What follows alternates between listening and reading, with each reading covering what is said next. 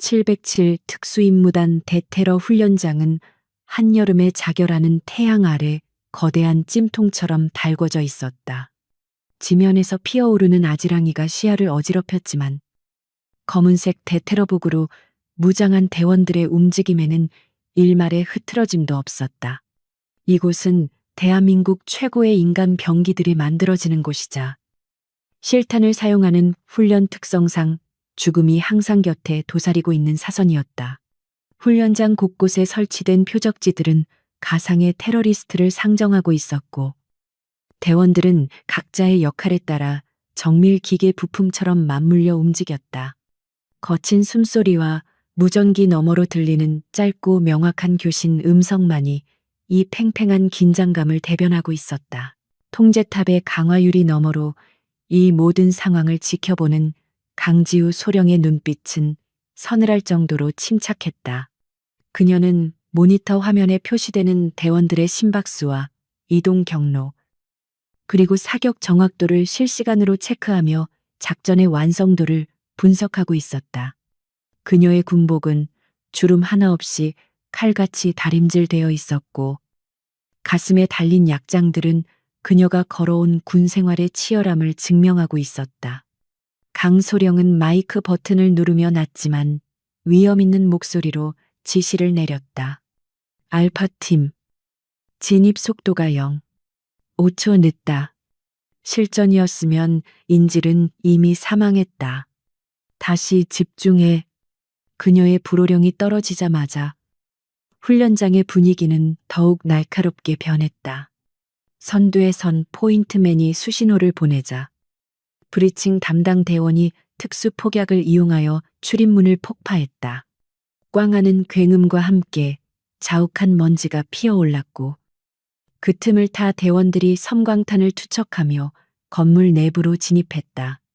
이어지는 격렬한 총성은 훈련장을 전쟁터로 바꾸어 놓았다. 탄피가 바닥에 떨어지는 맑은 금속성 소리와 화약 냄새가 진동하는 현장은 그 자체로 공포와 전율을 동시에 불러일으키는 광경이었다. 이것은 단순한 훈련이 아니라 생사를 가르는 실전의 리허설이었다. 그런데 바로 그 순간 통제실의 메인 경보 시스템이 요란하게 울리기 시작했다. 강지우 소령은 반사적으로 고개를 들어 훈련장 외곽 감시 카메라 화면을 확인했다. 그녀의 눈썹이 꿈틀하며 미간에 깊은 주름이 잡혔다. 사격 중지 전 대원 사격 중지 즉시 안전장치 확보하고 대기하라. 그녀의 다급하면서도 분노 섞인 외침이 스피커를 통해 훈련장 전체에 울려 퍼졌다. 방금 전까지 불을 뿜던 총구들이 일제히 아래로 향했고 대원들은 영문을 모른 채 서로를 쳐다보며 당황한 기색을 감추지 못했다. 강소령의 시선이 고정된 곳에는 도저히 그곳에 있어서는 안 될 물체가 움직이고 있었다. 훈련장 입구에 바리케이드가 치워져 있었고 그 사이로 번쩍이는 검은색 고급 세단 한 대가 흙먼지를 날리며 들어오고 있었던 것이다. 그 차량은 붉은색 깃발이 꽂힌 사격 통제 구역을 무시하고 대원들이 작전을 수행 중인 건물 쪽으로 거침없이 돌진했다. 자칫하면 유탄에 맞거나 교전 중인 대원들과 충돌할 수 있는 아찔한 상황이었다. 통제실의 부관들이 사색이 되어 전화기를 들고 여기저기 연락을 취하느라 분주하게 움직였다. 강지우 소령은 베레모를 챙겨 쓰고 통제실 밖으로 성큼성큼 걸어 나갔다. 그녀의 군화 발소리에는 억누를 수 없는 분노가 실려 있었다. 훈련장은 엄격하게 통제된 군사보안 구역이었으며 사전 허가 없는 민간 차량의 진입은 명백한 보안 위반이자 군법 회부감이었다. 뜨거운 열기가 올라오는 아스팔트 위를 걸으며 그녀는 입술을 깨물었다. 도대체 누가 무슨 권한으로 감히 신성한 훈련장에, 그것도 실탄 사격이 진행 중인 위험구역에 예고도 없이 난입했단 말인가. 그녀의 머릿속에는 오직 대원들의 안전과 무너진 군기강에 대한 걱정뿐이었다. 문제의 세단은 훈련용 건물 앞 공터에 이르러서야 끼익하는 소음과 함께 멈춰섰다. 훈련 중이던 대원들은 총을 맨 채 차량 주위를 둘러쌌지만 고급 승용차의 위압감과 번호판을 확인하고는 섣불리 제지하지 못하고 주춤거렸다. 차량의 엔진 소리가 잦아들자 운전석 문이 열리고 사색이 된 운전병이 튀어나왔다. 그는 박철한 여단장의 당번병인 김하사였다. 땀으로 범벅이 된 얼굴로 달려나온 김하사는 다가오는 강지우 소령을 발견하고는 거의 울 듯한 표정으로 경례를 붙였다. 소령님 죄송합니다. 제가 안 된다고. 위험하다고 몇 번이나 말씀드렸는데. 김하사는 말을 제대로 잇지 못하고 뒷좌석 쪽을 힐끔거렸다. 그의 태도에서 강소령은 차 안에 타고 있는 인물이 누구인지 직감할 수 있었다. 여단장 본인이거나 혹은 그 이상의 권력을 등에 업은 누군가가 분명했다. 하지만 강지우에게 상대의 신분은 중요하지 않았다. 중요한 것은 그들이 군의 규율을 어겼고 부하들의 생명을 위협했다는 사실 하나뿐이었다. 그녀는 차가운 눈빛으로 김하사를 뒤로 물러나게 했다. 뒷좌석의 창문이 천천히 내려가면서 에어컨 바람과 함께 짙고 화려한 향수 냄새가 훅 끼쳐 나왔다.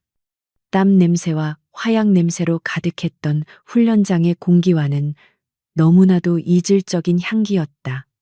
창문 너머로 모습을 드러낸 사람은 예상대로 박 여단장의 부인 최명숙 여사였다. 화려한 선글라스를 끼고 값비싼 블라우스를 입은 그녀는 훈련장의 먼지가 불쾌하다는 듯 손수건으로 코를 막으며 인상을 찌푸리고 있었다. 그녀는 차창 밖으로 보이는 중무장한 대원들을 마치 동물원 구경하듯 무심하게 훑어보았다. 아니, 김하사. 문 안 열고 뭐해? 밖이 왜 이렇게 시끄러워? 내 귀가 다 멍하네. 최 여사의 짜증 섞인 목소리가 적막한 훈련장에 울려 퍼졌다. 그녀는 자신이 방금 죽음의 문턱을 넘어왔다는 사실을 전혀 인지하지 못하는 듯했다. 김하사가 허둥지둥 뒷문을 열자 최 여사는 우아한 동작으로 차에서 내렸다. 훈련장의 거친 자갈밭 위로 명품 하이힐 굽이 위태롭게 닿았다. 그녀는 주변을 둘러보며 혼잣말처럼 중얼거렸다. 먼지 구덩이네. 정말 우리 그이가 이런 곳에서 고생하는 줄은 알았지만 관리가 너무 안 되어 있잖아. 강지우 소령은 최 여사의 앞을 가로막으며 절도 있게 거수경례를 했다. 충성교육훈련 대장 강지우 소령입니다. 그녀의 목소리는 정중했지만 그 안에는 물러서지 않겠다는 단호함이 서려 있었다. 최 여사는 선글라스를 살짝 내리며 강소령을 위아래로 훑어보았다. 마치 백화점 점원을 대하는 듯한 오만한 눈빛이었다. 어머, 강소령 오랜만이네. 표정이 왜 그래? 사람이 왔으면 반갑게 맞이해야지. 뻣뻣하게 서서 뭐 하는 거야? 사모님, 이곳은 현재 실탄 사격 훈련이 진행 중인 작전 구역입니다. 강소령은 감정을 배제한 사무적인 어조로 말을 이었다. 사전 허가 없는 민간 차량의 진입은 엄격히 금지되어 있습니다. 또한 방금 전 진입은 매우 위험했습니다. 조금만 늦었어도 오발 사고로 이어질 수 있었습니다. 즉시 차량을 돌려 위병소 밖으로 이동해 주십시오. 그녀는 타협의 여지를 주지 않고 원칙을 고수했다.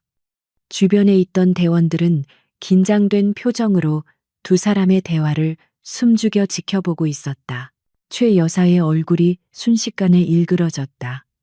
그녀는 지금까지 남편인 여단장의 지위를 이용해 부대 내에서 무소불위의 권력을 휘둘러왔다. 그 어떤 장교도 그녀의 말에 토를 달거나 명령조로 말한 적이 없었다.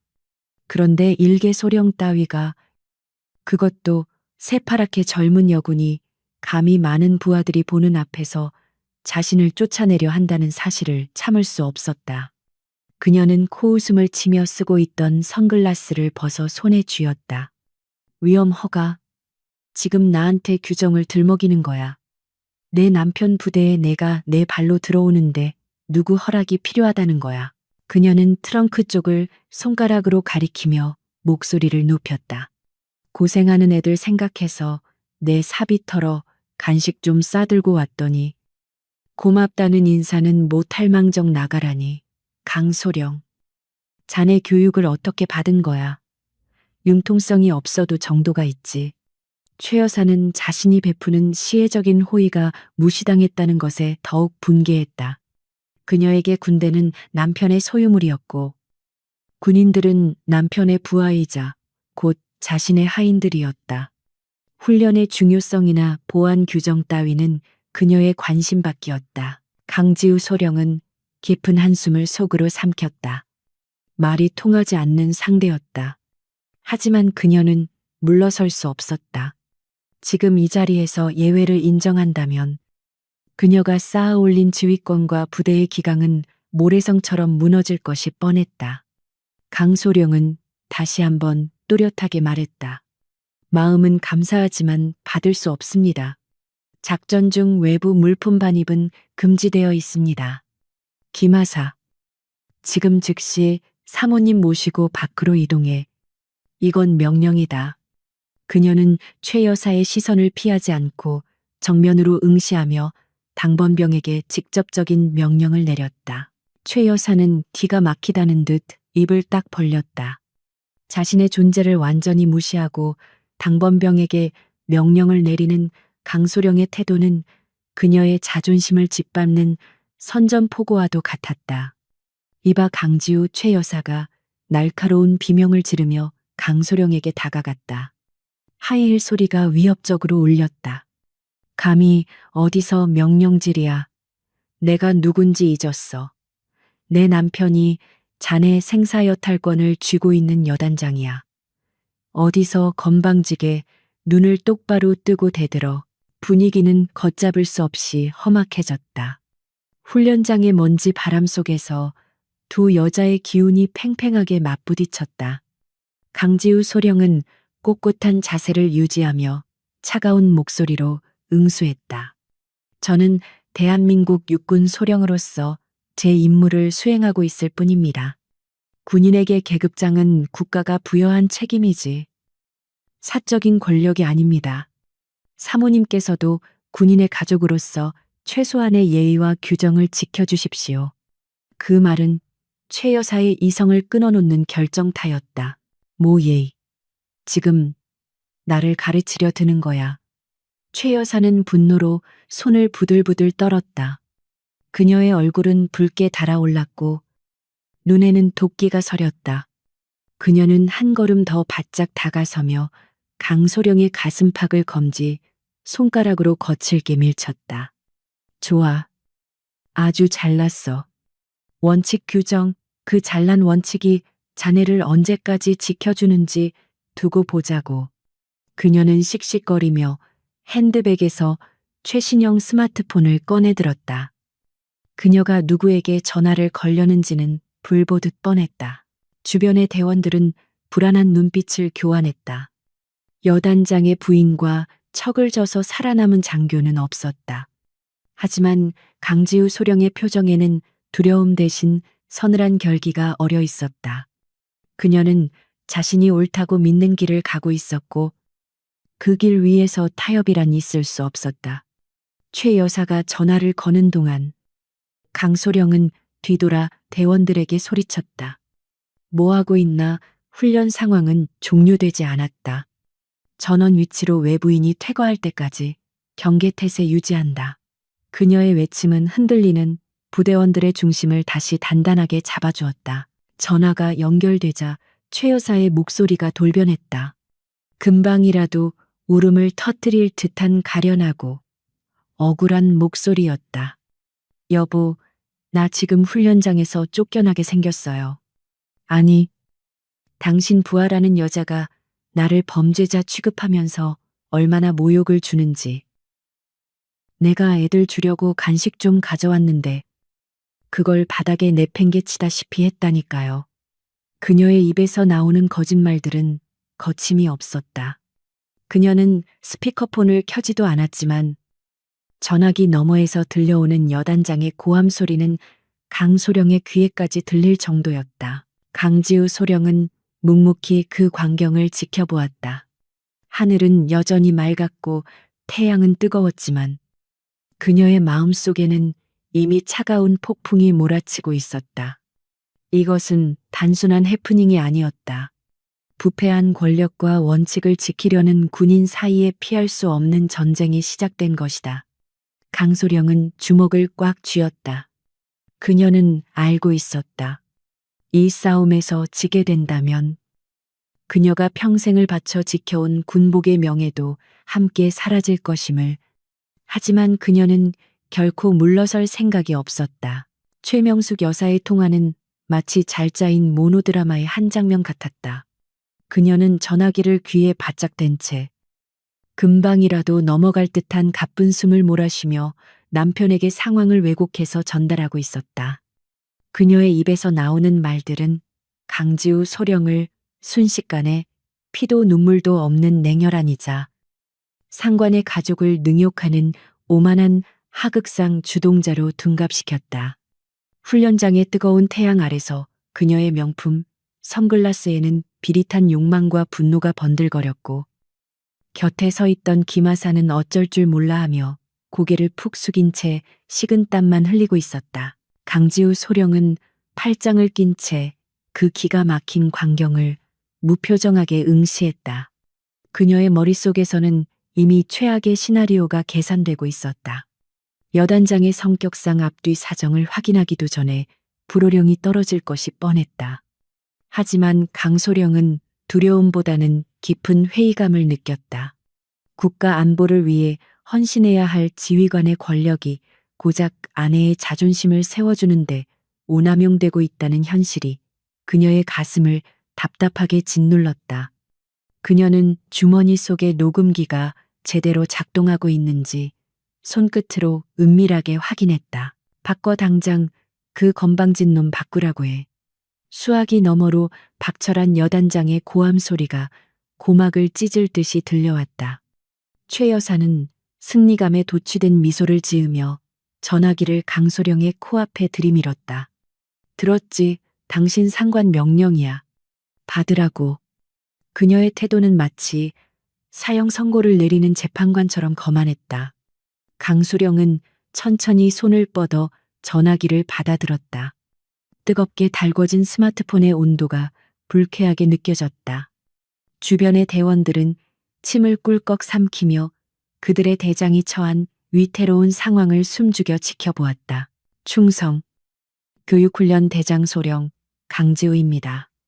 그녀가 관등 성명을 대자마자 욕설에 가까운 폭언이 쏟아졌다. 야, 강지우, 너 지금 제정신이야. 내 집사람이 거기 갔으면 정중하게 모시지는 못할 망정 쫓아내. 네가 옷 벗고 싶어서 환장했구나. 당장 사과드리고 모셔. 이건 명령이다. 여단장의 목소리에는 이성이란 존재하지 않았다. 그는 상황의 위중함이나 안전규정 따위는 안중에도 없었다. 오직 자신의 권위가 손상되었다는 사실만이 그를 길길이 날뛰게 만들고 있었다. 강소령은 눈 하나 깜짝하지 않고 침착하게 응수했다. 여단장님, 현재 이곳은 실탄 사격 훈련 중인 통제 구역입니다. 사모님께서는 사전 예고 없이 사선 앞까지 차량을 진입시키셨습니다. 이는 명백한 보안 규정 위반이며 대원들과 사모님의 안전을 심각하게 위협하는 행위였습니다. 지휘관으로서 저는 현장의 안전을 최우선으로 확보할 의무가 있습니다. 그녀의 목소리는 흔들림이 없었지만 그것은 불난 집에 기름을 붓는 격이었다. 여단장은 자신의 말이 먹히지 않자 말문이 막힌 듯 거칠게 숨을 몰아쉬었다. 이게 어디서 말대꾸야. 안전 내가 괜찮다는데 네가 뭔데 안 된다는 거야. 너 지금 항명하는 거야. 두고 보자. 내 당장 복귀해서 가만 안 둘 테니까. 전화는 일방적으로 끊어졌다. 뚜뚜거리는 신호음만이 적막한 훈련장에 공허하게 울려 퍼졌다. 강소령은 무표정한 얼굴로 전화기를 최 여사에게 건넸다. 최 여사는 전화기를 낚아채듯 받아들고는 승리의 여신이라도 된 양턱을 치켜들었다. 들었지. 이제 주제 파악이 좀 되나 사과해. 무릎 꿇고 정중하게 사과하면 내 선처해 줄 수도 있으니까. 강소령은 최 여사를 똑바로 쳐다보며 고개를 저었다. 사모님, 여단장님의 지시와 별개로 군법과 규정은 지켜져야 합니다. 사과는 제가 아니라 위험천만한 행동으로 훈련을 방해받은 저 병사들에게 사모님께서 하셔야 합니다. 그 말은 최 여사의 마지막 인내심을 끊어놓았다. 그녀의 얼굴은 불다무태 보라색으로 변해갔고 입술은 분노로 파르르 떨렸다. 그녀는 지금까지 단 한 번도 아랫사람에게 이런 모욕을 당해본 적이 없었다. 뭐라고 내가 저 땀 냄새나는 것들에게 사과를 해. 최 여사는 히스테릭하게 소리를 질렀다. 그러고는 강소령에게 한 걸음 더 다가와 검지손가락으로 그녀의 어깨에 붙은 계급장을 툭툭 쳤다. 강소령, 너 정말 미쳤구나. 내가 누군지 아직도 감이 안 오나 본데. 그녀는 잠시 뜸을 들이더니 훈련장에 있는 모든 사람이 들을 수 있을 만큼 크고 또렷한 목소리로 독설을 내뱉었다. 내가 장담하는데 그 잘난 제복 내 손으로 직접 벗겨버릴 거야. 알겠어. 내가 네 군복을 벗겨버릴 거라고. 그 말은 훈련장의 공기를 순식간에 얼어붙게 만들었다. 군복을 벗긴다는 말은 군인에게 있어 사형 선고나 다름없는 명예를 짓밟는 최악의 모욕이었다. 대원들의 눈빛이 분노로 일렁였다. 그들은 자신들의 지휘관이 부당한 권력에 의해 난도질당하는 모습을 보며 주먹을 불끈 쥐었다. 하지만 강지우 소령은 미동도 하지 않았다. 오히려 그녀의 입가에는 아주 희미하고 차가운 냉소가 스쳐 지나갔다. 그녀는 최 여사의 그 발언이 넘어서는 안 될 선을 넘었음을 정확히 인지했다. 방금 그 말씀, 협박 및 직권 남용 교사로 받아들여도 되겠습니까? 강소령의 목소리는 낮게 깔려 더욱 위협적으로 들렸다. 최 여사는 순간 흠칫했지만 이미 엎질러진 물이었다. 그녀는 허세를 부리며 콧방귀를 뀌었다. 협박 흥? 이건 예고야. 현실 파악 좀 해. 네가 아무리 날고 기어봤자 내 남편 말 한마디면 넌 그냥 민간인이야. 아니, 불명예 제대하고 길거리에 나앉게 만들어줄 테니까 기대해. 최 여사는 자신의 권력을 맹신하고 있었다. 강지우 소령은 더 이상 대화가 무의미하다고 판단했다. 그녀는 뒤에 서 있는 부관에게 눈짓을 보냈다. 부관은 미리 준비하고 있던 캠코더를 들고 상황을 기록하고 있었다. 김하사, 강소령이 나직하게 운전병을 불렀다. 김하사는 화들짝 놀라며 차렷 자세를 취했다. 지금 즉시 민간인을 차량에 탑승시켜 위병소 밖으로 호송해라.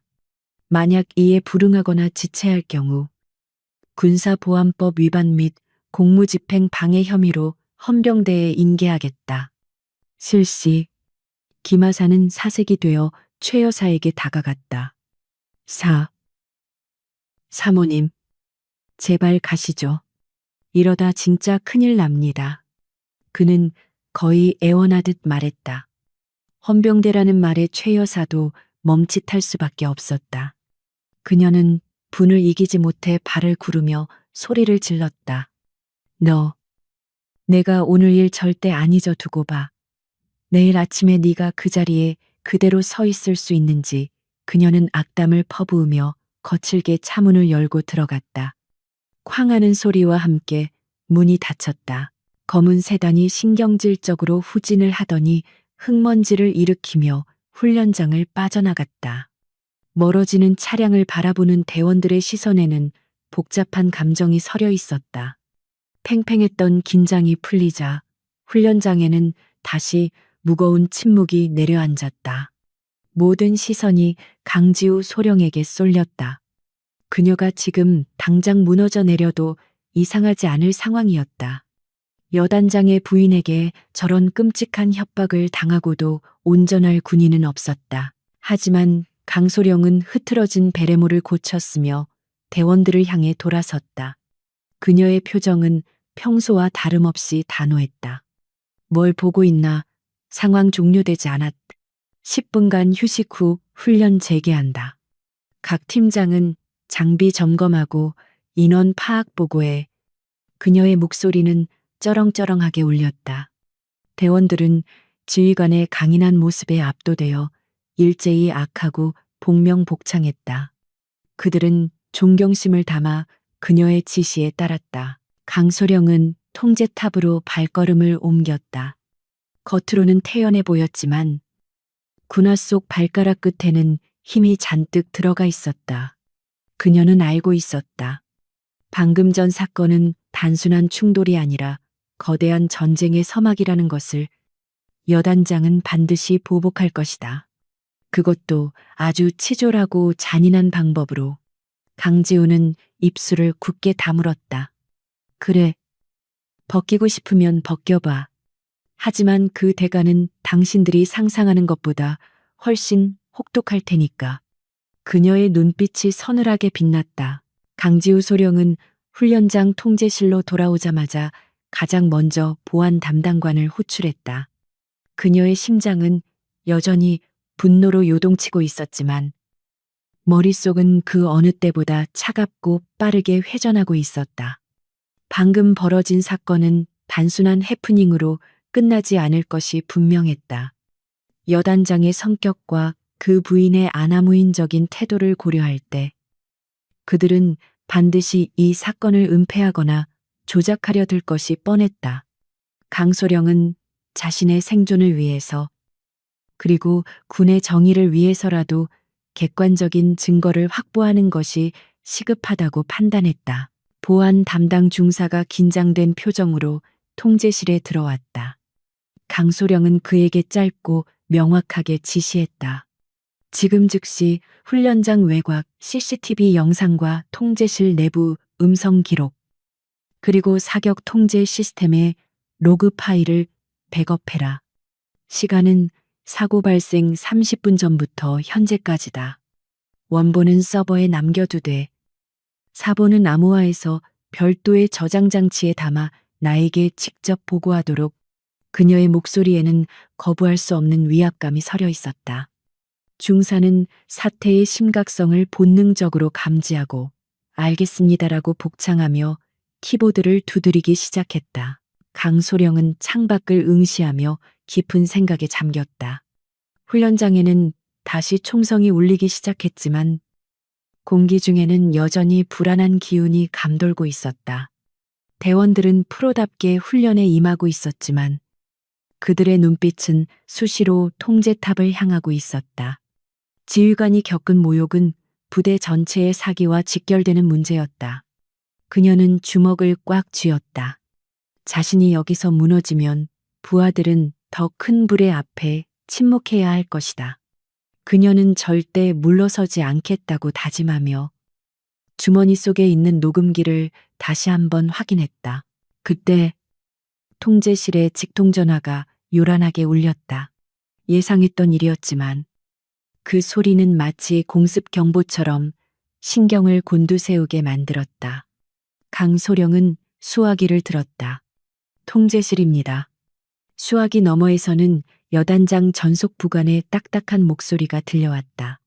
강소령님, 지금 즉시 여단장실로 호출이십니다. 훈련 통제는 부팀장에게 인계하고 당장 본청으로 복귀하십시오. 여단장님께서 매우 화가 나 계십니다. 지체하지 마십시오.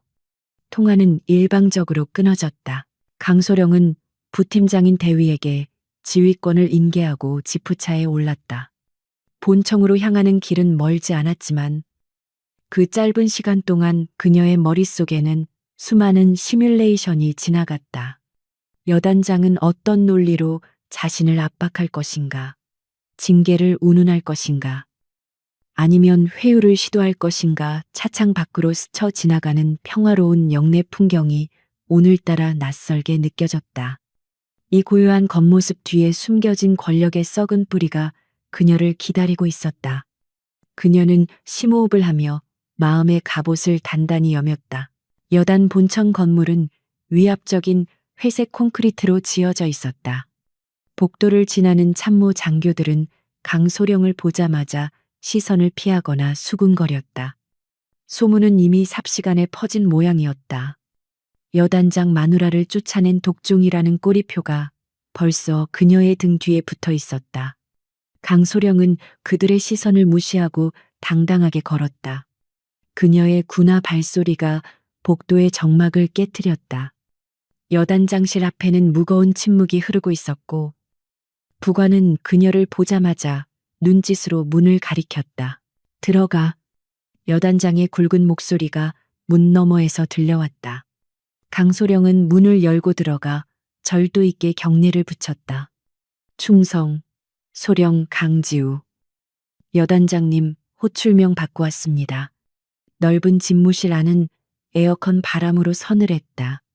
박철한 준장은 거대한 집무용 책상 뒤에 앉아 서류를 검토하는 척하며 한참 동안 강소령을 세워두었다.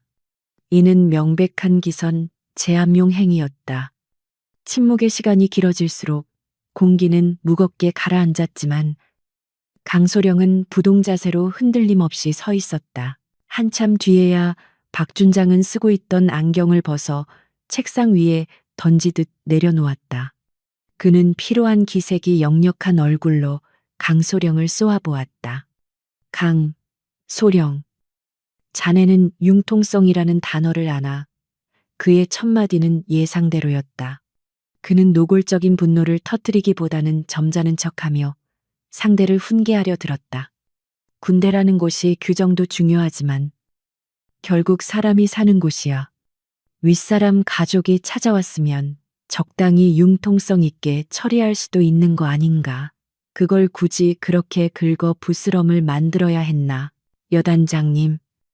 당시 훈련장은 실탄 사격이 진행 중인 상황이었습니다. 강소령은 흔들림 없는 목소리로 대답했다. 사전 통보 없는 차량 진입은 오발 사고의 위험이 매우 높았습니다. 지휘관으로서 저는 현장의 안전을 최우선으로 고려할 수밖에 없었습니다. 만약 사고라도 발생했다면 그것은 돌이킬 수 없는 인명피해로 이어졌을 것입니다. 그녀는 감정을 배제하고 철저하게 논리와 규정에 입각하여 상황을 설명했다. 박 준장은 짜증스럽다는 듯 미간을 찌푸리며 손을 휘저었다. 누가 그걸 몰라 하지만 내 집사람이지 않나. 김하사가 운전하고 있었고 서행해서 들어갔다며 그러면 자네가 달려가서 정중하게 모시고 훈련을 잠시 중단시키면 되는 일이야. 그걸 가지고 민간인을 쫓아내 내만해 하면서 모욕을 줘. 자네 때문에 내 집사람이 충격을 받아서 알아누웠어. 이게 부하로서 할 짓인가. 그는 교묘하게 논점을 흐리며 공적인 문제를 사적인 감정의 영역으로 끌어들이려 했다. 사모님께서는 통제구역을 무단으로 침범하셨고 퇴거 요청에 대해 폭언과 협박으로 대응하셨습니다. 강소령은 물러서지 않고 정면으로 반박했다. 또한 대원들이 보는 앞에서 지휘관인 저에게 군복을 벗기겠다는 발언까지 하셨습니다. 이는 명백한 군 모독이자 직권 남용 교사 행위입니다. 제가 사과를 드려야 할 일이 아니라 오히려 사모님께서 규정을 위반한 것에 대해 책임을 지셔야 할 사안입니다.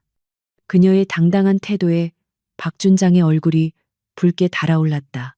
이봐 강지우 박 준장이 책상을 콱 내리치며 벌떡 일어났다. 너 지금 누구 앞에서 법 타령이야. 내가 바로 이 부대의 법이고 규정이야. 내가 괜찮다는데 네가 뭔데 안 된다는 거야. 너 정말 옷 벗고 싶어서 환장했어. 진급 심사 코앞인 거 몰라. 내가 펜대 한번 잘못 굴리면 너 같은 건 평생 소령으로 썩다가 나가야 해. 아니면 지금 당장이라도 불명예 전역시켜줄까. 그는 본색을 드러내며 권력을 이용한 직접적인 위협을 가하기 시작했다. 강소령의 눈빛이 차갑게 가라앉았다. 이것이 바로 대한민국 군대의 부끄러운 민낯이었다. 계급을 무기로 부하를 억압하고 자신의 가족을 위해 공적인 시스템을 사유화하는 지휘관. 그녀는 실망감을 넘어 깊은 경멸을 느꼈다. 여단장님, 진급이나 보직은 제게 중요하지 않습니다. 저는 군인으로서 제 임무와 명예를 지키는 것이 더 중요합니다. 부당한 지시에 따를 수 없으며 사모님께 사과할 생각도 없습니다. 그녀의 목소리는 단호했고 그 어떤 타협의 여지도 없었다. 박준장은 기가 막히다는 듯 헛웃음을 터뜨렸다. 하, 대단한 군인 나셨구먼. 그래, 어디 그 잘난 소신대로 끝까지 가봐. 하지만 명심해. 군대라는 조직은 혼자서 정의로운 척한다고 돌아가는 곳이 아니야. 네가 오늘 내린 결정이 얼마나 멍청한 짓이었는지 뼈저리게 후회하게 만들어주지. 그는 서랍에서 서류철 하나를 꺼내 책상 위에 던졌다. 당장 나가. 그리고 내일부터 훈련장 출입 금지야. 대기 발령 상태로 근신하고 있어. 감찰 조사가 내려갈 테니 준비나 잘해. 이것은 사실상의 직무 정지 명령이었다. 아무런 합당한 절차나 근거도 없이 오직 감정을 앞세운 보복성 인사조치였다.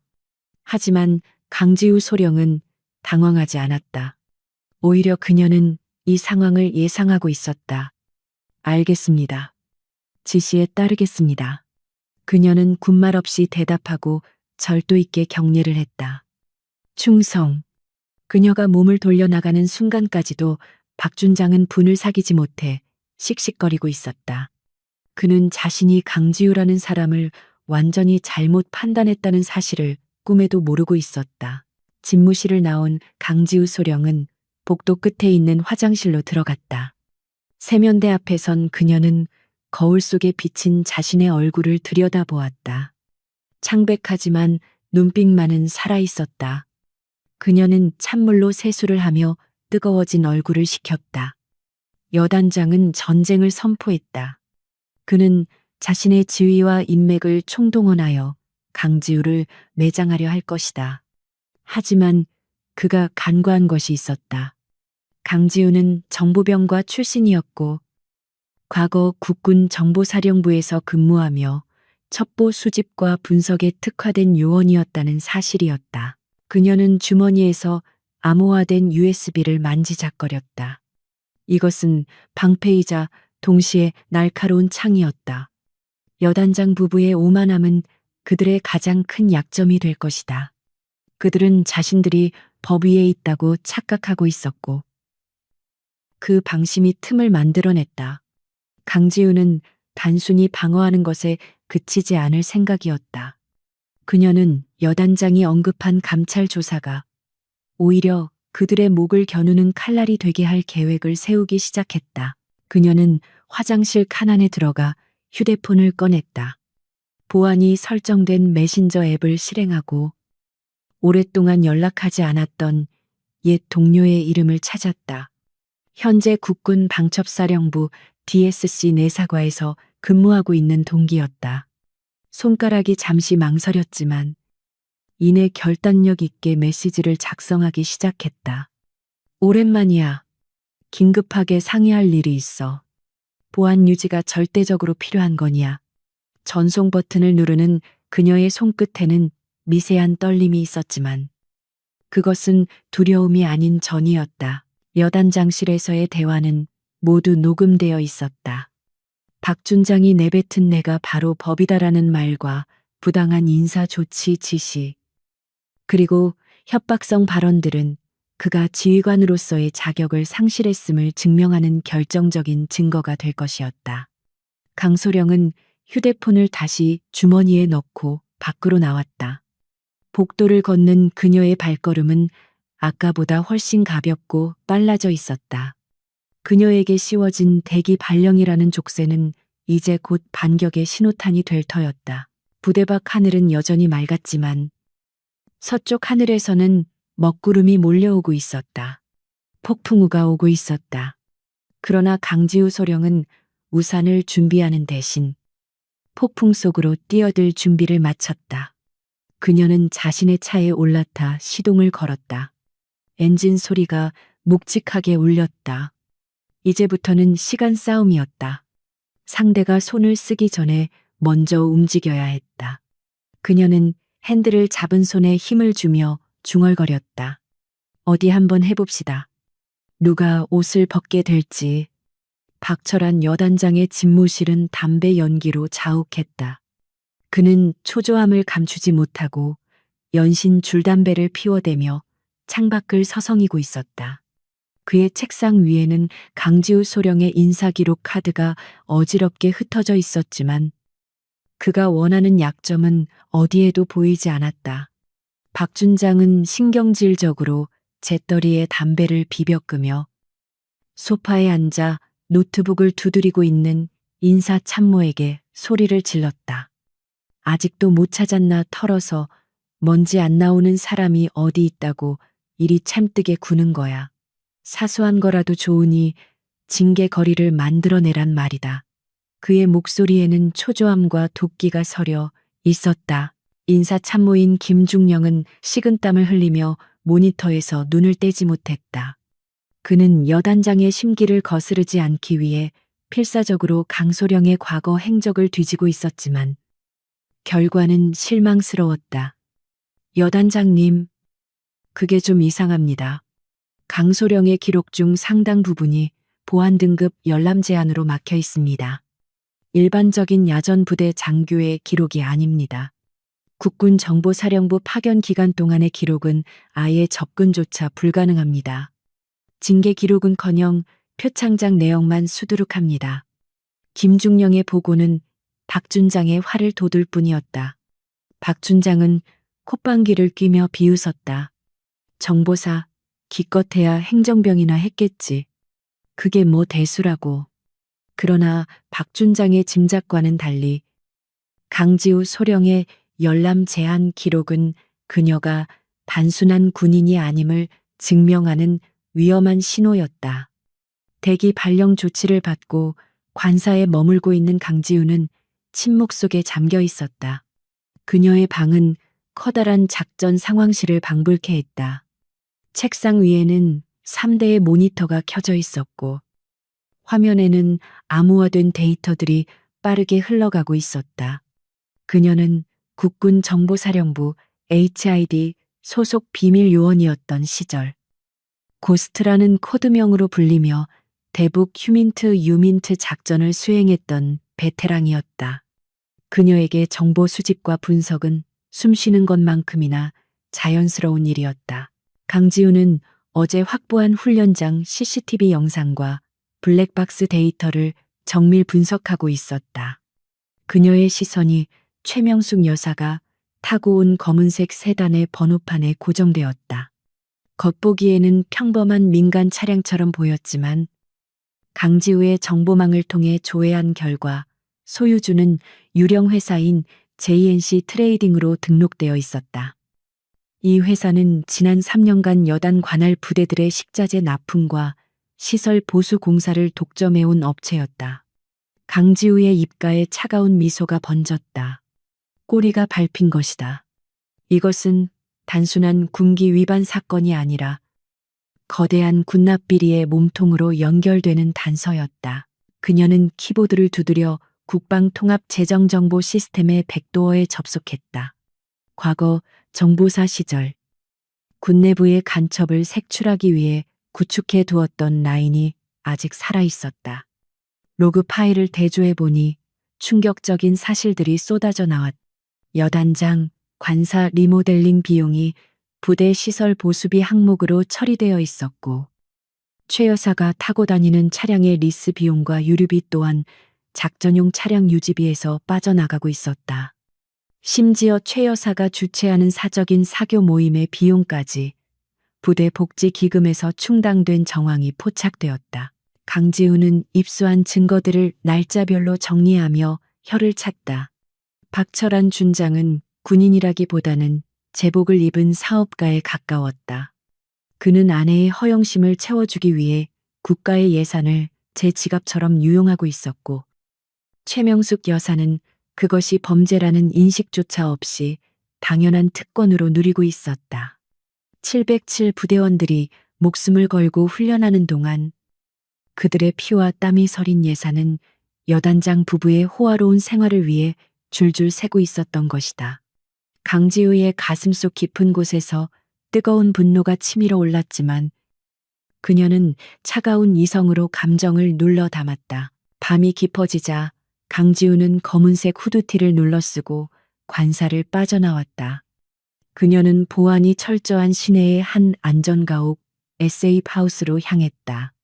그곳에는 그녀의 연락을 받은 국군 방첩사령부 DSC 소속의 내사 과장 민대령이 기다리고 있었다.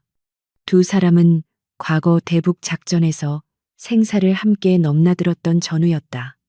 어두운 조명 아래 마주 앉은 민대령은 강지우가 건넨 USB 메모리를 노트북에 꽂아 내용을 확인했다. 스크롤을 내리는 민대령의 눈이 점점 커지더니 이내 경악으로 물들었다. 이게 다 사실이야, 강소령. 이건 여단장 한 명 목이 날아가는 수준이 아니야. 빙산의 일각일 뿐입니다. 강지우는 담담하게 대답했다. 박철한 준장의 비리 장부, 그리고 최명숙 여사의 불법 청탁 내역입니다. 특히 훈련장 난입 사건 당시 녹음된 대화 내용은 그들이 얼마나 군법을 경시하고 있는지를 보여주는 결정적인 증거가 될 겁니다. 직권, 남용, 공금, 횡령, 군사보안법 위반. 적용할 수 있는 혐의만 해도 10가지가 넘습니다.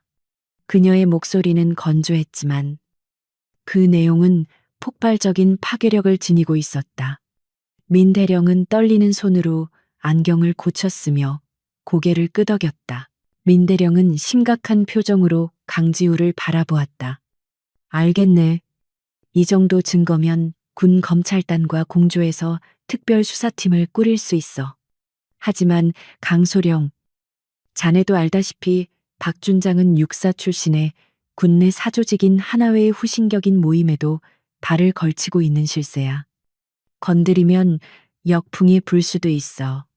자네 군 생활이 끝장나는 건 물론이고 신변의 위협까지 받을 수도 있네.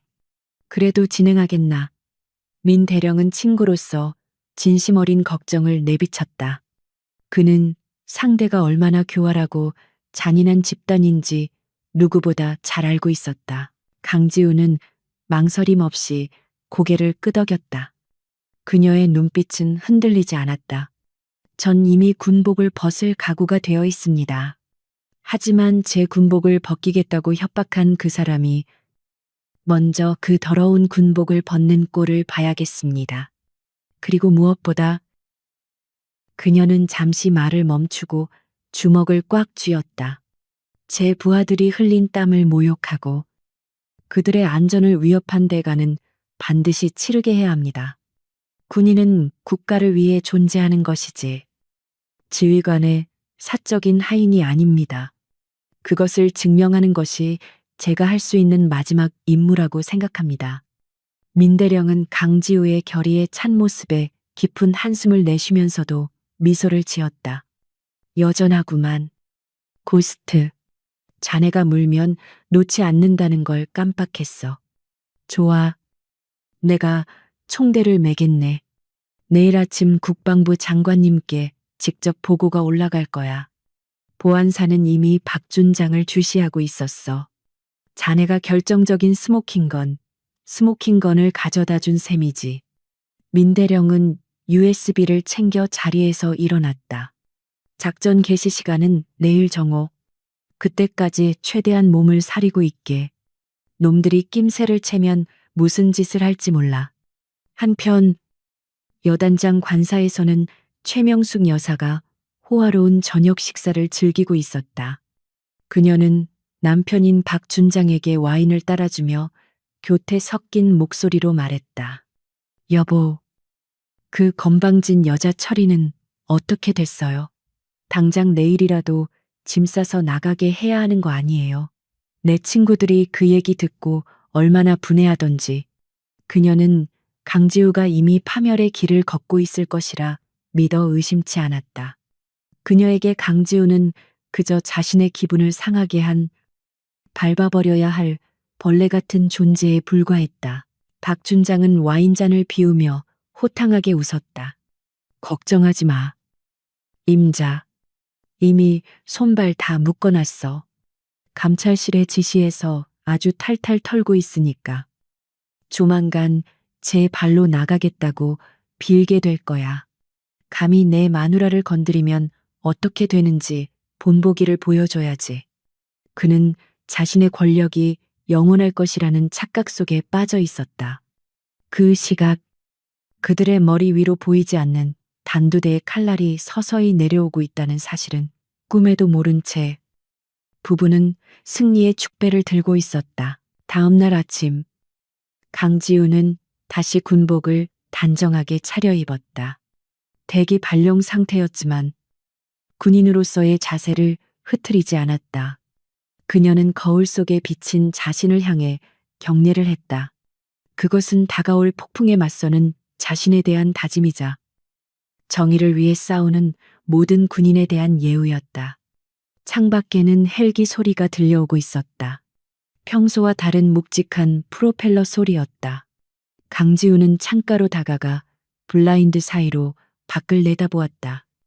헌병대와 군 검찰 차량들이 줄지어 부대 정문을 통과하고 있었다. 시작됐군. 강지우는 나직하게 중얼거렸다. 그녀가 쏘아올린 신호탄이 마침내 목표 지점에 도달한 것이다. 이제부터 벌어질 일은 단순한 조사가 아니었다. 그것은 썩어빠진 환부를 도려내는 대수술이자 오만함에 빠져 군의 명예를 더럽힌 자들에 대한 준엄한 심판이 될 것이었다. 그녀는 휴대폰을 꺼내 시간을 확인했다. 오전 10시. 사냥의 시간이 시작되었다. 강지우는 조용히 문을 열고 밖으로 나갔다.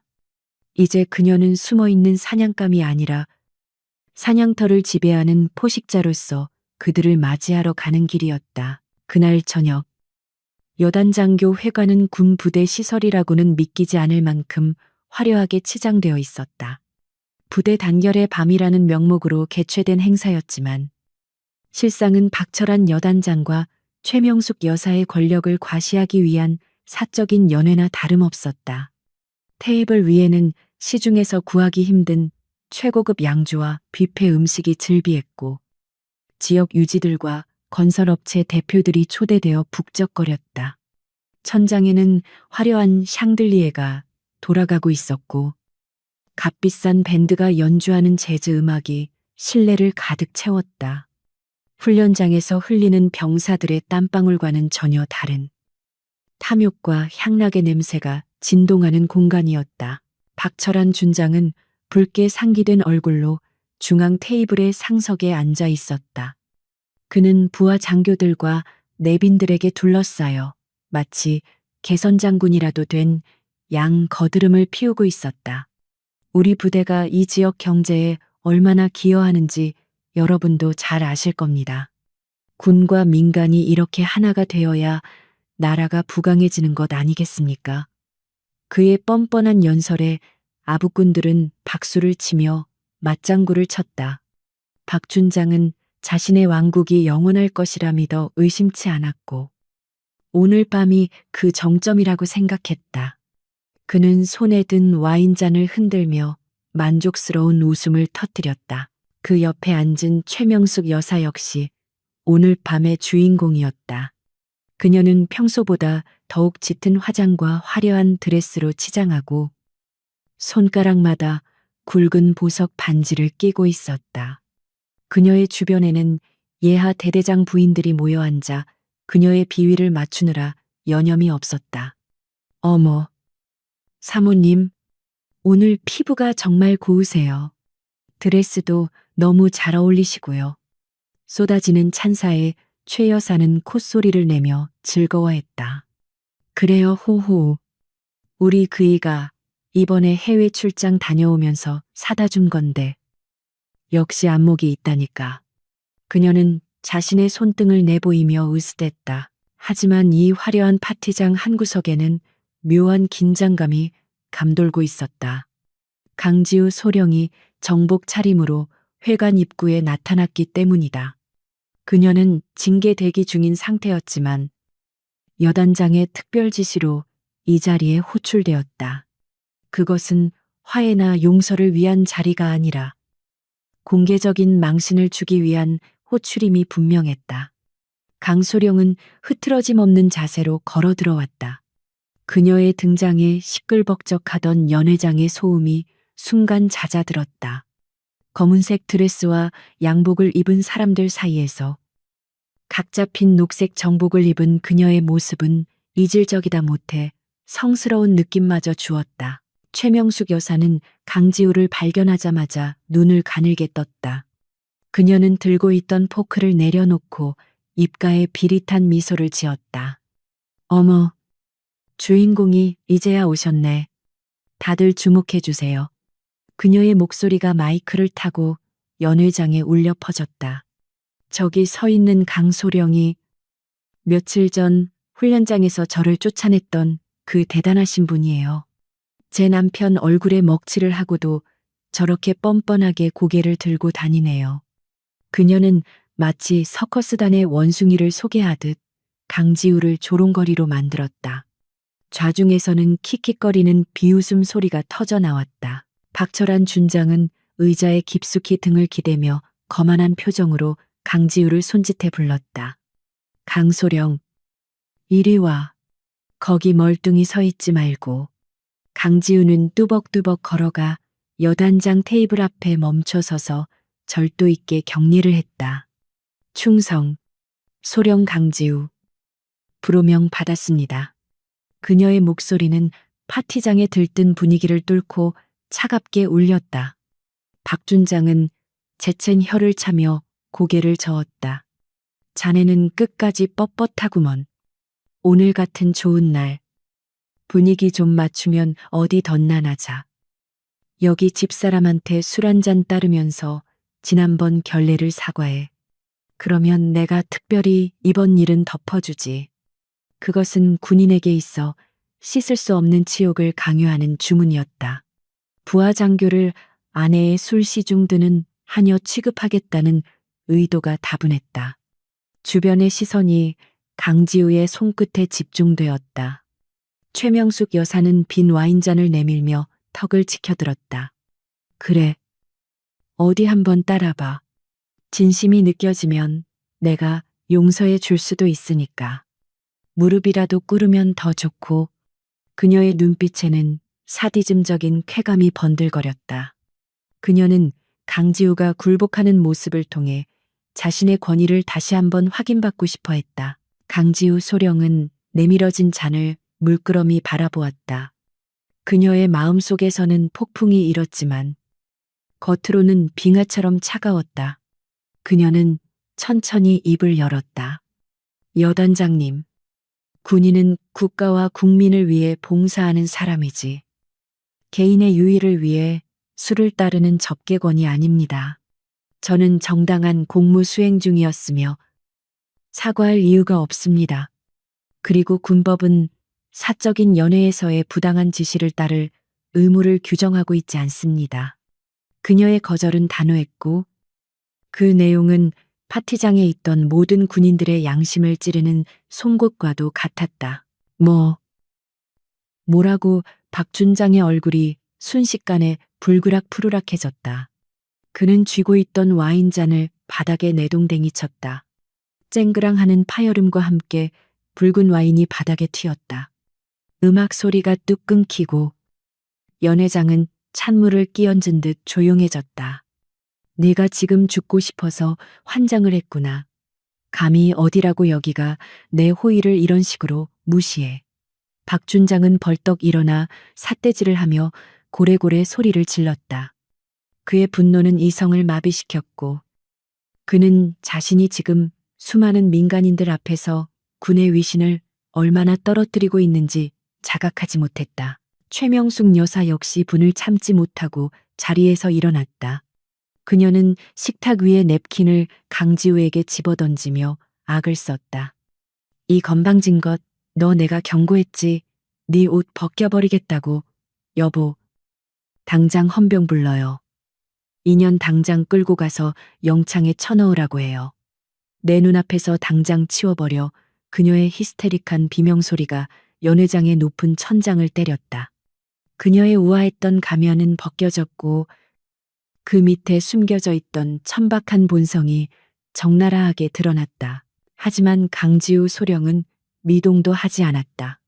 오히려 그녀의 입가에는 아주 희미한 미소가 스치고 있었다. 그녀는 시계를 힐끔 쳐다보았다.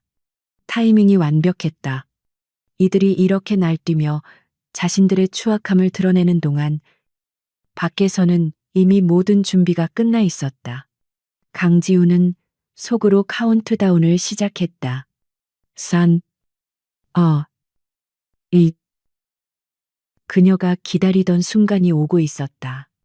이 오만한 부부가 파놓은 함정은 사실 그들 자신을 가두기 위한 거대한 감옥이었다는 것을 그들은 꿈에도 모르고 있었다. 바로 그 순간 굳게 닫혀있던 연회장의 양쪽 문이 쾅하는 굉음과 함께 활짝 열렸다. 찬바람이 훅 끼쳐 들어오며 실내의 훈기를 날려버렸다. 모든 사람들의 시선이 문 쪽으로 쏠렸다. 그곳에는 검은색 정장과 헌병 완장을 찬 수십 명의 건장한 남성들이 서 있었다.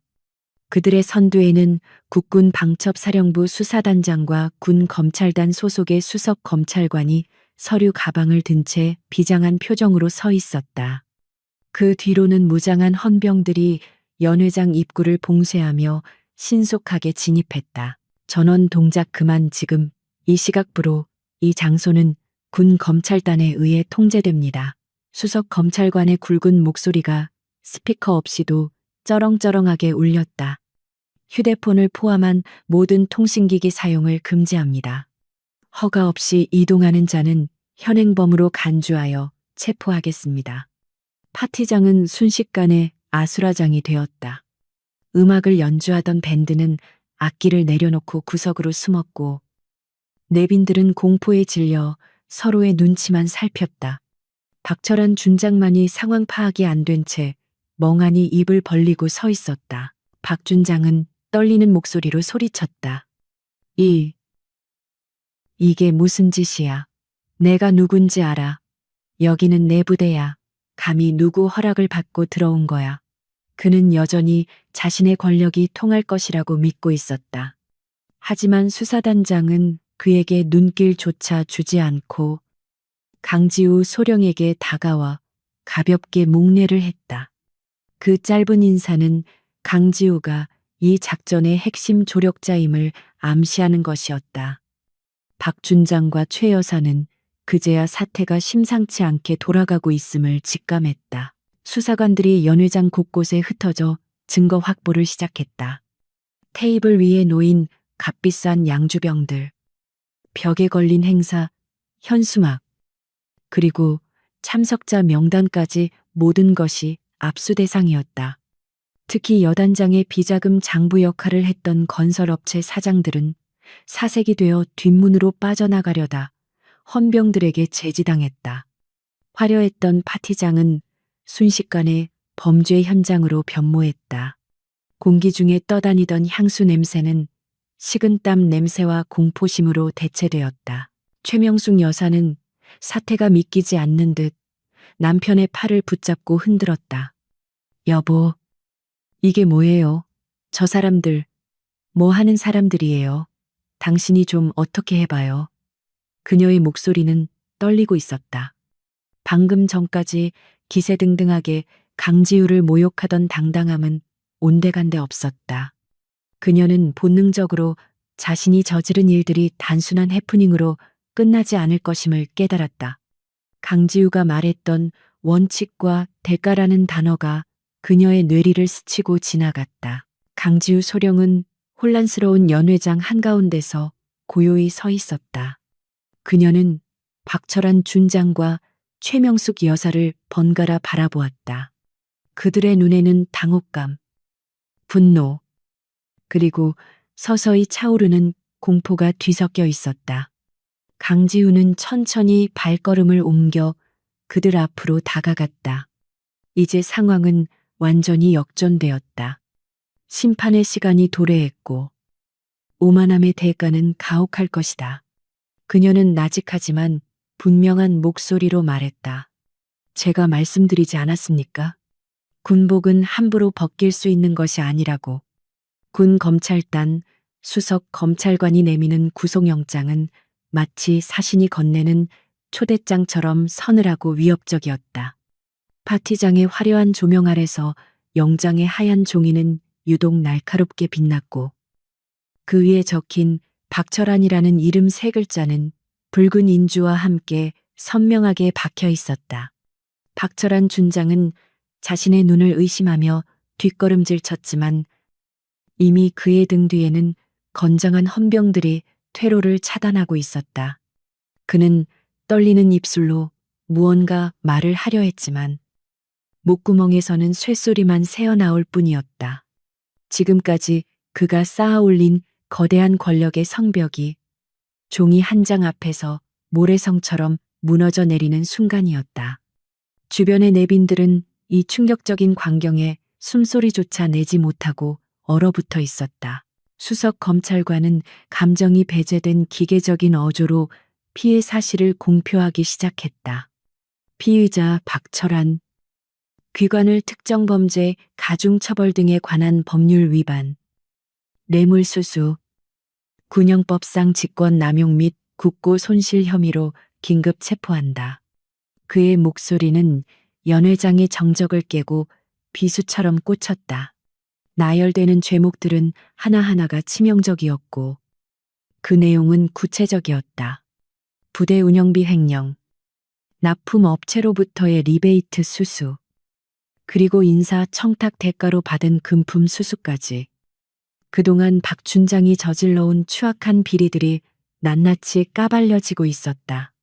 박 준장의 얼굴은 흑빛으로 변해갔고 이마에서는 식은땀이 비오듯 쏟아져 내렸다. 이건 모함이야. 누군가 나를 음해하려는 공작이라고. 내가 이 부대를 위해 얼마나 헌신했는데. 박 준장은 마지막 발악처럼 고함을 질렀다. 그는 헌병들이 자신의 팔을 붙잡으려 하자 거칠게 뿌리치며 난동을 부렸다. 그의 명품 정장은 구겨졌고 넥타이는 삐뚤어져 볼품없는 몰골이 되었다. 하지만 수석 검찰관은 눈 하나 깜짝하지 않았다. 변명은 군사법정에 가서 하십시오. 지금부터 귀관의 신분은 여단장이 아니라 미결수입니다. 헌병, 피의자 확보해. 검찰관의 짧은 명령이 떨어지자마자 헌병 2명이 박준장의 양팔을 꺾어 제압했다. 철컥하는 차가운 금속성 소리가 연회장에 울려 퍼졌다. 그것은 박철환 준장의 손목에 은팔찌가 채워지는 소리였고 동시에 그의 군인 인생이 끝났음을 알리는 종소리와도 같았다. 항상 지휘봉을 잡고 호령하던 두 손이 등 뒤로 묶이자 그는 힘을 잃고 다리가 풀린 듯 휘청거렸다. 그 모습을 지켜보던 내빈들은 경악을 금치 못했다. 지역 사회의 왕으로 군림하던 여단장이 부하들이 보는 앞에서 범죄자로 전락하는 모습은 그들에게도 큰 충격과 공포를 안겨주었다. 일부 눈치 빠른 사람들은 슬금슬금 뒷걸음질 치며 이 재앙의 현장에서 벗어나려 애썼다. 그때 멍하니 서 있던 최명숙 여사가 날카로운 비명을 지르며 헌병들에게 달려들었다. 이거나 감히 누구 몸에 손을 대는 거야. 너희들 다 미쳤어. 내 남편이 누군지 알고 이러는 거야. 그녀는 이성을 잃고 헌병의 가슴을 주먹으로 내리치고 팔을 핥히었다. 그녀에게 헌병들은 그저 남편의 부하, 즉 자신의 하인들에 불과했다. 하인들이 주인을 결박한다는 것은 그녀의 세계관에서는 있을 수 없는 반역이었다. 그녀의 화려한 드레스 자락이 몸부림에 휘말려 흉하게 구겨졌고 정성 들여 올린 머리는 산발이 되어 얼굴을 가렸다. 수석 검찰관은 박준장에게서 시선을 거두고 난동을 부리는 최명숙 여사에게로 몸을 돌렸다. 그는 안경을 고쳤으며 냉정한 눈빛으로 그녀를 응시했다. 진정하십시오. 최명숙 씨, 당신도 지금 제3자의 입장이 아닙니다. 공무집행 방해로 추가 입건되기 싫으면 당장 물러서십시오. 그의 경고는 서늘했다. 하지만 최 여사는 상황 파악을 하지 못한 채 도끼를 품고 소리쳤다. 뭐 입건, 내가 왜, 난 민간인이야. 너희 군법, 나부랭이가 나한테 무슨 힘이 있다고 협박질이야. 당장 내 변호사 부를 거야. 검찰관은 가소롭다는 듯 헛웃음을 흘리며 가방에서 또 다른 서류 봉투를 꺼내 들었다. 착각하고 계신 모양인데 민간인이라도 군형법 적용 대상이 되는 경우가 있습니다. 군사기밀보호법 위반, 군용물 절도 및 횡령의 공동 정범인 경우에는 군사법정에서 재판을 받게 됩니다. 그는 봉투에서 최 여사의 이름이 적힌 체포영장을 꺼내 그녀의 눈앞에 펼쳐 보였다. 최명숙, 귀하를 군사시설 무단 침입, 군자산의 불법 사적 유용, 그리고 박철안의 뇌물수수 공범 혐의로 체포합니다. 최명숙 여사의 눈이 찢어질 듯 커졌다. 그녀의 입이 뻐끔거렸지만 아무런 말도 나오지 않았다. 그녀는 자신이 범죄자가 될 수 있다는 사실을 단 한 번도 상상해 본 적이 없었다. 그녀가 누려온 특권들은 남편의 지위를 이용한 당연한 권리라고 믿었기 때문이다. 말도 안 돼. 내가 뇌물이라니 그건 다 선물이었어. 내가 받은 게 아니라 남편 보고 들어온 성의 표시였다고. 그녀는 다급하게 변명했지만 그것은 스스로 무덤을 파는 자백이나 다름없었다. 주변 사람들은 그녀의 어리석음에 혀를 찼다. 검찰관은 한 걸음 더 다가서며 결정적인 채기를 박았다. 그리고 한 가지 더 있습니다. 귀하는 며칠 전 작전 수행 중인 강지우 소령에게 폭언과 협박을 가했습니다. 군복을 벗기겠다고 하셨습니까? 그것은 단순한 모욕을 넘어 지휘관의 정당한 지휘권을 무력화하려는 범죄 행위입니다. 검찰관의 목소리는 점점 더 커졌다. 타인의 명예로운 군복을 벗기겠다고 협박한 대가로 이제는 본인이 죄수복을 입게 될 차례입니다. 당신들이 저지른 짓은 단순한 갑질이 아니라 국가 안보를 좀먹는 이적 행위와 다를 바 없습니다. 그 순간 최 여사의 시선이 멀리 서 있는 강지우 소령과 마주쳤다. 강 소령은 미동도 없이 차가운 눈으로 그녀를 내려다보고 있었다. 그 눈빛에는 조롱도 분노도 없었다. 오직 인과응보를 지켜보는 냉철한 심판자의 시선만이 존재했다. 최 여사는 그 눈빛을 마주하는 순간 등골이 오싹해지는 것을 느꼈다. 자신이 벌레처럼 취급했던 그 여군 장교가 사실은 자신을 파멸의 구렁텅이로 몰아넣은 설계자였다는 사실을 그제야 깨달았기 때문이다. 그녀가 뱉은 말은 부메랑이 되어 자신의 목을 겨누고 있었다. 헌병이 다가와 최 여사의 손목에 수갑을 채웠다. 차가운 금속의 감촉이 살칸에 닿자 그녀의 온몸이 감전된 듯 떨려왔다. 옆을 보니 남편인 박준장도 수갑을 찬 채 고개를 푹 숙이고 있었다. 항상 당당하고 위엄 있던 남편의 모습은 온데간데 없고 초라한 늙은이 하나가 서 있을 뿐이었다. 그 모습은 최 여사에게 세상이 무너지는 듯한 충격을 주었다. 그녀를 지탱해 주던 권력, 명예, 돈, 그리고 남편이라는 거대한 우산이 순식간에 사라져버린 것이다. 안 돼. 이건 꿈이야. 내가 왜 감옥에 가야 해. 최 여사는 중얼거렸다. 현실을 부정하려 했지만 손목을 조여오는 수갑의 압박감은 너무나도 생생했다. 연회장에 모인 수많은 사람들의 시선이 그녀에게 꽂혔다. 그 시선들은 경멸과 조소, 그리고 동정심조차 없는 차가움으로 가득 차 있었다. 그녀는 숨이 턱 막혀오는 것을 느꼈다. 가슴이 조여들고 눈앞이 핑 돌았다. 화려한 샹들리에 불빛이 기괴하게 일그러지며 빙글빙글 돌기 시작했다. 그녀의 뇌리에 강지우 소령이 했던 말이 메아리처럼 울려 퍼졌다.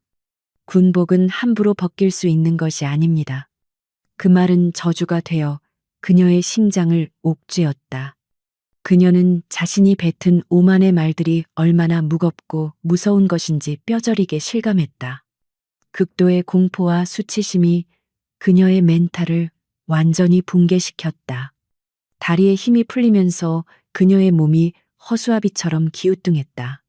그녀는 허공을 향해 손을 뻗었지만 아무도 그녀의 손을 잡아주지 않았다. 억하는 짧은 신음과 함께 최명숙 여사는 바닥으로 그대로 고꾸라졌다. 쿵 하는 둔탁한 소리가 연회장에 울렸다. 그녀는 실신하여 축 늘어졌지만 손목에 채워진 수갑만은 번쩍이며 그녀의 상태를 증명하고 있었다. 쓰러진 그녀의 얼굴은 화장이 번져 기괴하게 일그러져 있었고 입가에는 거품이 살짝 배어 나왔다. 세상 무서울 것 없이 날뛰던 여단장 부인의 몰락치고는 너무나도 초라하고 비참한 최후였다. 헌병들이 당황하여 그녀의 상태를 살피기 위해 달려들었다. 박철한 준장은 아내가 쓰러지는 것을 보고도 어찌할 바를 몰라 발만 동동 구를 뿐이었다. 여보, 여보, 정신 차려. 그가 소리쳤지만 헌병들에게 제압당한 그는 아내에게 다가갈 수조차 없었다. 그는 아내의 실신이 걱정되어서가 아니라 자신의 처지가 더욱 비참해졌다는 사실에 절망하고 있었다. 이 모든 광경은 캠코더와 스마트폰에 의해 실시간으로 기록되고 있었다. 내일 아침이면 뉴스 일면을 장식할 대형 스캔들이 완성된 것이다. 수석 검찰관은 쓰러진 최 여사를 냉담하게 내려다보며 헌병들에게 지시했다. 쇼하지 말라고 해. 아니면 진짜 실신인지 확인해서 의무대로 이송하고 상태 호전되는 대로 조사실로 압송한다. 꾀병이라도 소용없어. 구속 집행은 멈추지 않는다. 그의 말에는 일말의 자비도 없었다. 헌병들은 들것을 가져와 최 여사를 짐짝처럼 실어 날랐다. 그녀의 명품 구두 한 짝이 벗겨져 덩그러니 바닥에 남겨졌다. 그것은 한때 그녀가 누렸던 허영심의 껍데기처럼 보였다. 강지우 소령은 이 모든 소동이 정리될 때까지 그 자리를 지켰다. 그녀의 표정은 여전히 담담했지만 눈동자 깊은 곳에서는 묵직한 안도감이 일렁였다. 정의는 구현되었다. 권력이라는 갑옷을 입고 타인을 짓밟던 자들은 그 갑옷의 무게에 짓눌려 스스로 파멸했다. 그녀는 헌병들에게 끌려가는 박준장의 뒷모습을 보며 조용히 읊조렸다. 당신들이 벗긴 건 제 군복이 아니라 당신들 스스로의 인간으로서의 존엄입니다. 연회장은 텅 비어가고 있었다. 초대받았던 손님들은 혹시라도 불똥이 튈까봐 도망치듯 자리를 떴다. 화려했던 파티 음식들은 손도 대지 않은 채 식어갔고 쏟아진 와인은 핏자국처럼 바닥을 붉게 물들이고 있었다. 폭풍이 휩쓸고 간 자리에는 정막만이 남았다. 강지우는 천천히 모자를 고쳤었다. 이제 그녀가 해야 할 일은 부대로 돌아가 흔들리는 대원들을 다독이고 무너진 기강을 다시 세우는 것이었다. 그녀의 싸움은 끝났지만 군인으로서의 임무는 계속될 것이기 때문이다. 계절이 바뀌어 부대의 연병장에는 서늘한 가을바람이 불어오고 있었다.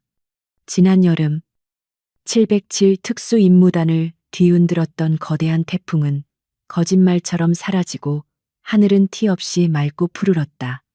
박철한 전 여단장의 구속 이후 부대는 뼈를 깎는 쇄신과 강도 높은 감찰 과정을 거쳐야 했다.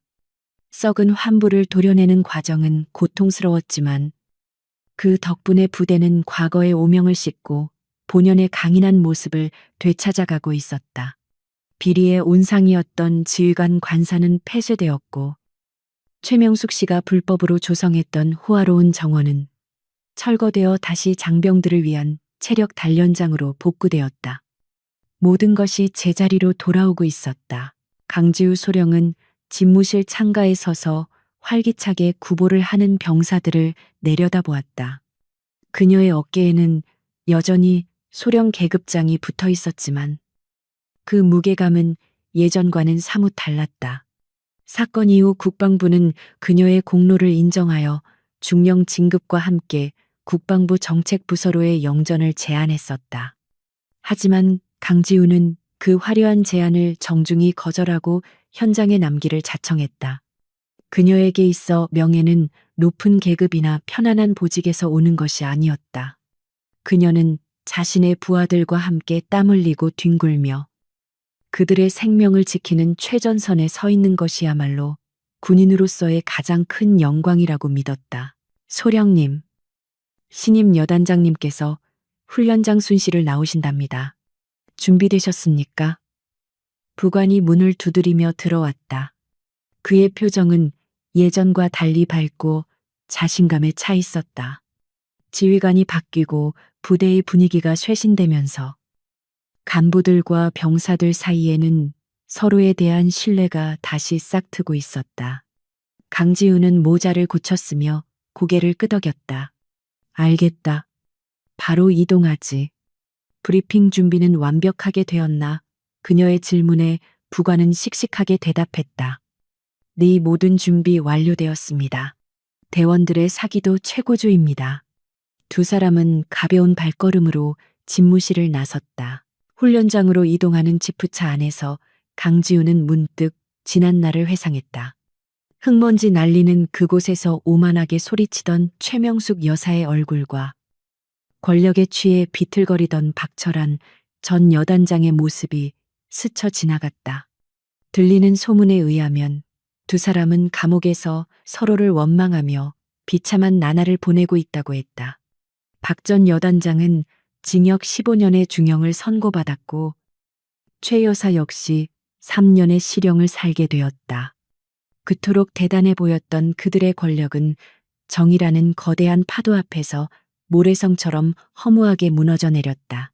그것은 사필규정이라는 옛말이 결코 틀리지 않음을 증명하는 사례였다. 훈련장에 도착하자 새로 부임한 이진석 준장이 강지우를 맞이했다. 그는 야전 군인 출신답게 그을린 얼굴과 다부진 체격을 가지고 있었고 눈빛에는 부하들에 대한 따뜻한 애정이 담겨 있었다. 그는 강지우의 격려를 받으며 굳은 살 박인 손을 내밀어 악수를 청했다. 강소령, 자네가 지켜낸 이 훈련장이 이제야 주인을 제대로 만난 것 같군. 정말 고생 많았네. 그의 투박하지만 진심 어린 격려는 강지우의 가슴을 뭉클하게 만들었다. 그것은 지난 수개월간의 마음고생을 한순간에 씻어주는 위로이자 인정이었다. 감사합니다. 여단장님, 대원들이 흔들리지 않고 따라와 준 덕분입니다. 강지우는 공을 부하들에게 돌리며 겸손하게 대답했다. 이 준장은 흐뭇한 미소를 지으며 훈련장을 둘러보았다. 군복은 껍데기가 아니야. 그 안에 담긴 군인의 정신이 진짜지. 자네는 누군가가 억지로 벗기려 해도 절대 벗겨지지 않는 진짜 군인의 피부를 가졌어. 나는 자네 같은 장교가 내 부하라는 사실이 자랑스럽네. 그 말은 강지우가 군 생활을 하며 들은 칭찬 중 최고의 찬사였다. 그녀는 가슴 깊은 곳에서 뜨거운 것이 울컥 치솟는 것을 느꼈다. 훈련이 시작되자 대원들은 물 만난 고기처럼 훈련장을 누볐다. 총성이 울리고 하약 연기가 피어올랐지만 그것은 더 이상 불안이나 공포의 소리가 아니었다. 그것은 조국을 지키기 위해 자신을 단련하는 숭고한 땀방울의 소리였다. 강지우는 통제탑에서 그 모습을 지켜보며 마이크를 잡았다. 알파팀, 진입 속도 아주 좋다. 브라보팀, 측면 경계 유지하며 지원 사격 개시. 그녀의 지시는 물 흐르듯 자연스러웠고 대원들은 지휘관을 전적으로 신뢰하며 일사불란하게 움직였다. 이것이 바로 그녀가 꿈꾸던 그리고 지키고 싶었던 부대의 모습이었다. 훈련이 잠시 중단된 휴식 시간. 강지우는 훈련장 한 구석에 서 있는 김하사를 발견했다. 그는 과거 박전 여단장의 당번병으로 최 여사를 태우고 훈련장에 난입했던 바로 그 운전병이었다. 그는 죄책감 때문에 전역을 고민했었지만 강지우의 설득으로 부대에 남아 성실하게 복무하고 있었다. 강지우가 다가가자 김하사는 깜짝 놀라며 차렷 자세를 취했다. 소령님, 그의 얼굴에는 여전히 미안함이 남아 있었다. 강지우는 그의 어깨를 가볍게 두드려 주었다. 긴장 풀어. 사격 실력이 많이 늘었던데 이제야 진짜 군인 같구나. 김하사는 울먹이며 고개를 숙였다. 소령님, 그때는 정말 죄송했습니다. 제가 너무 비겁했습니다. 소령님께서 그렇게 싸우시는 동안 저는 도망치기만 급급했습니다. 그는 오랫동안 가슴에 담아두었던 말을 토해냈다. 강지우는 부드럽게 미소 지었다. 지나간 일이야. 중요한 건 지금 네가 어디에 서 있고 무엇을 위해 총을 들고 있느냐는 거지. 너는 지금 내 자랑스러운 부하야. 그거면 충분해. 그녀의 용서는 김하사의 마음속 응어리를 풀어주었고 그는 눈물을 훔치며 힘차게 경례를 붙였다. 충성 열심히 하겠습니다. 오후 훈련이 모두 끝나고 붉은 노을이 훈련장을 물들일 무렵 강지우는 홀로 텅 빈 연병장에 남았다. 그녀는 최 여사의 차가 멈춰섰던 그 자리에 서서 발밑에 흙을 밟아보았다. 그때의 모욕감과 분노는 이제 먼지가 되어 사라졌다. 대신 그 자리를 채운 것은 단단한 확신이었다. 권력은 유한하고 허망하지만 명예와 신념은 영원하다는 사실이었다.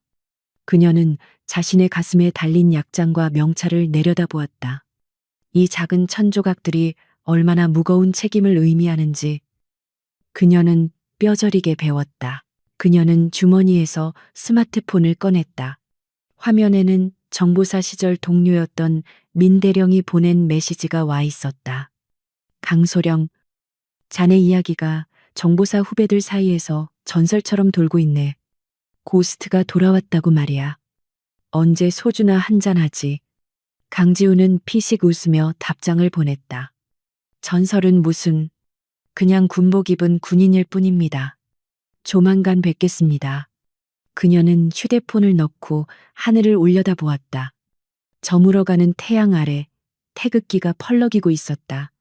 그 깃발 아래서 그녀는 결코 혼자가 아니었다. 강지우는 옷매무새를 다듬고 부대 정문을 향해 걸음을 옮겼다. 그녀의 군화 발소리가 또각또각 맑게 울렸다. 며칠 뒤면 새로운 신병들이 전입을 올 것이다. 그녀는 그들에게 가르쳐 줄 것이다. 군복을 입는다는 것은 단순히 옷을 걸치는 것이 아니라 조국과 국민에 대한 무한한 헌신을 입는 것이라고. 그리고 그 어떤 부당한 권력도 군인의 고결한 명예를 훼손할 수 없다고. 그녀는 이제 더 이상 과거의 상처에 얽매이지 않았다. 그녀의 앞에는 군인으로서 걸어가야 할 길고도 명예로운 길이 펼쳐져 있었다. 며칠 후 신병 교육대 강당에는 수백 명의 훈련병들이 긴장한 표정으로 앉아 있었다. 강지우 소령은 단상에 올라 마이크 앞에 섰다. 핀 조명이 그녀를 비추자 강당 안은 숨소리 하나 들리지 않을 만큼 조용해졌다. 그녀는 좌중을 둘러보며 천천히 그리고 힘있게 입을 열었다. 반갑다. 나는 707 특수임무단 교육대장 강지우 소령이다. 너희는 오늘부터 군인이다. 군인에게 가장 중요한 것은 계급도 총도 아니다.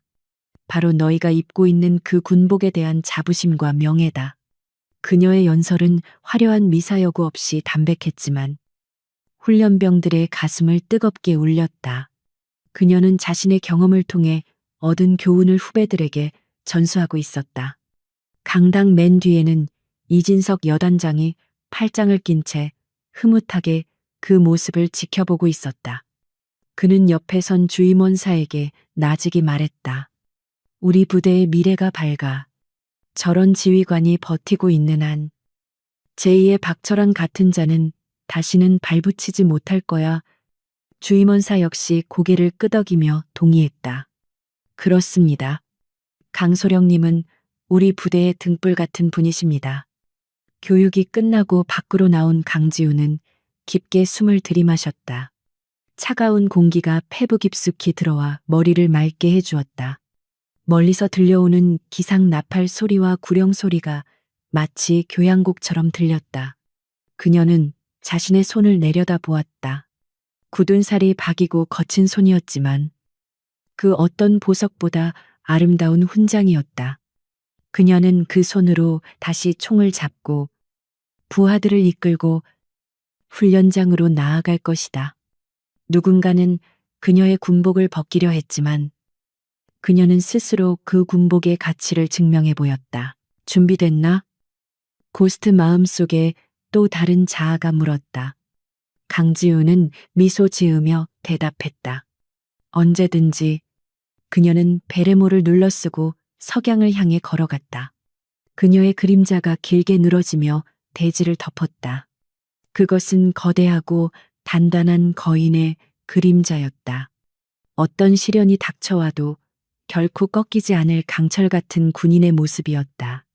이야기는 여기서 끝이 나지만 강지우 소령의 전설은 이제 막 시작되고 있었다.